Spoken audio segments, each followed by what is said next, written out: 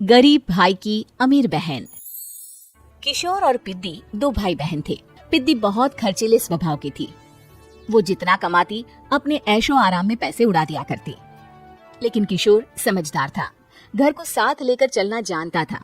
अपनी बहन के जितना कमाता तो नहीं था, लेकिन फिर भी वो किसी तरह घर का खर्च चला लेता था।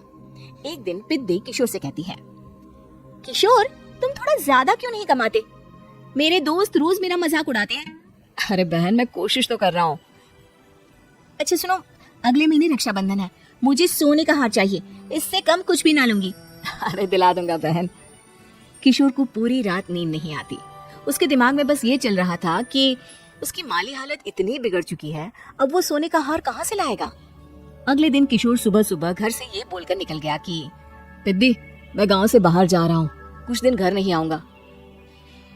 किशोर ने अपने काम के साथ साथ फेरी में कपड़े बेचने भी शुरू कर दिए, जिससे वो ज्यादा से ज्यादा पैसे कमा सके।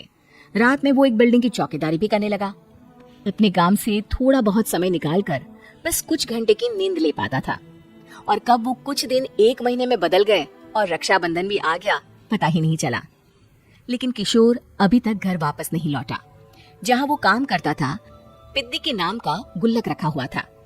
किशोर ने उस गुल्लक को फोड़ा और सारे पैसे इकट्ठा करके एक सोने का हार खरीद लिया। घर में पिद्दी किशोर का इंतजार कर रही थी।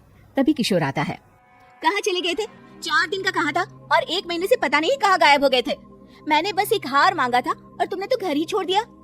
अरे मुझे थोड़ा काम मिल गया था। कुछ नहीं, सब समझती हूँ, बहाने थे तुम्हारे। अपनी बहन के लिए इतना भी नहीं कर सकती, कैसे भाई हो? चलो यहाँ बैठो, राखी बांधती हूँ। पिद्दी ने किशोर को राखी बांधी। वैसे ही किशोर ने अपनी बहन के हाथ में सोने का हार रख दिया। उसकी खुशी का कोई ठिकाना नहीं था। वो मिठाई खिलाए बिना ही नेकलेस लेकर चली गई और शीशे के सामने अपने गले में हार रखकर देखने लगी। किशोर ने लड्डू उठाया और खुद ही खा लिया।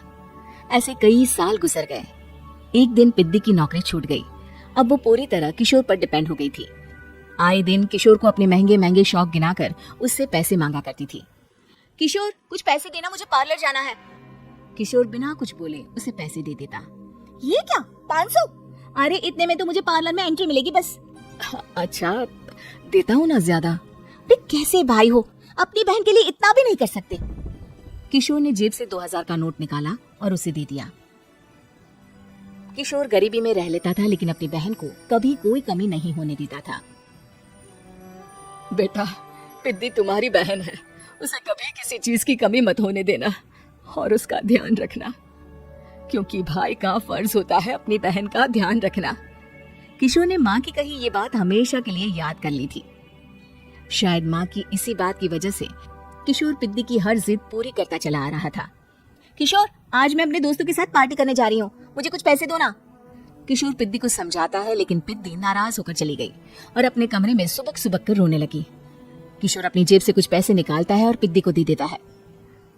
किशोर खुद कभी अच्छे कपड़े नहीं पहनता, लेकिन पिद्दी को राजकुमारी की तरह रखता। पिद्दी के जाने के बाद किशोर अपने काम पर निकल गया। एक तरफ पिद्दी अपने दोस्तों के साथ मस्ती कर रही थी, तो वहीं दूसरी तरफ किशोर पैसे कमाने के लिए कड़ी मेहनत कर रहा था। कुछ और दिन ऐसे ही बीत गए। एक दिन पिद्दी एक लड़के को लेकर घर आई और उसे किशोर से मिलवाया। किशोर, मुझे इस लड़के से शादी करनी है, लेकिन इनके मम्मी पापा बोल रहे हैं कि उनको दहेज में एक कार चाहिए, तभी वो मेरा और पंकज का रिश्ता कबूल करेंगे। लेकिन बहन, कार खरीदना कोई सब्जी खरीदने के बराबर तो नहीं है। अरे कैसे भाई हो तुम, अपनी बहन के लिए इतना नहीं कर सकते? देखो, मैं ज्यादा इंतजार नहीं कर सकती, तुम्हें 1 साल में मेरे लिए कार खरीदनी ही होगी। अच्छा पंकज, एक काम करो, कल तुम अपने माता पिता को घर बुला लो, मैं उनसे तुम्हारे और पिद्दी के रिश्ते की बात कर लेता हूँ। अगले दिन किशोर के छोटे से घर में पंकज और उसके माता पिता आते हैं। बेटा, तुम्हारी बहन ने हमारी शर्त तो बता ही दी होगी। जी। बेटा, तुम तो इतने छोटे घर में रहते हो, दहेज कहाँ से लाओगे? मैं अपनी बहन की खुशी के लिए सब कुछ कर सकता हूँ। पंकज और पिद्दी का रिश्ता तय हो जाता है। किशोर अब अपनी क्षमता से 4 गुना ज्यादा काम करने लगता है। सुबह सबके घरों में न्यूज़पेपर फेंकता, दिन में मजदूरी करता और रात में चौकीदारी करता। खूब मेहनत करके किशोर ने अपनी बहन की शादी के लिए पैसे जुटा लिए। उसने अपनी बहन के लिए कार खरीद ली। जब वो पिद्दी के ससुराल वालों से मिलने गया तो उन्होंने किशोर से और पैसों की मांग की। इस बार किशोर हार चुका था। पिद्दी, माफ करना, मैं तुम्हारी शादी उस लड़के से नहीं कर सकता। वो लालची लोग हैं उन्हें सिर्फ पैसों से मतलब है। देखो किशोर, मैं पंकज से ही शादी करूंगी। क्योंकि पिद्दी ने तो किशोर की बात न मानने की जैसे कसम खा रखी थी। किशोर ने पंकज को घर बुलाया। पंकज, तुम अपने माता पिता को समझाते क्यों नहीं हो? भैया, वो हमारी शादी के लिए मान गए, मेरे लिए तो यही बहुत बड़ी बात है।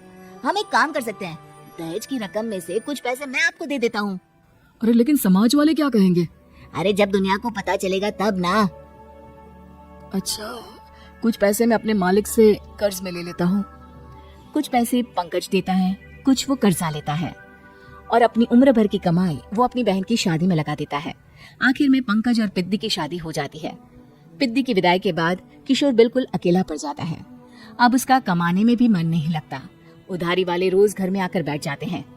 अरे किशोर, अब तो पिद्दी की शादी को 5 साल हो गए, अब तो हमारा पैसा लौटा दो। चाचा, पिद्दी के जाने के बाद किसी भी काम में मन नहीं लगता। अरे तो हमारा पैसा कैसे वापस मिलेगा? जी, कुछ करता हूँ मैं। किशोर के ऊपर बहुत सा कर्जा चढ़ गया था, इसलिए उसने तय किया कि वो ये घर बेचकर सबके पैसे लौटा देगा।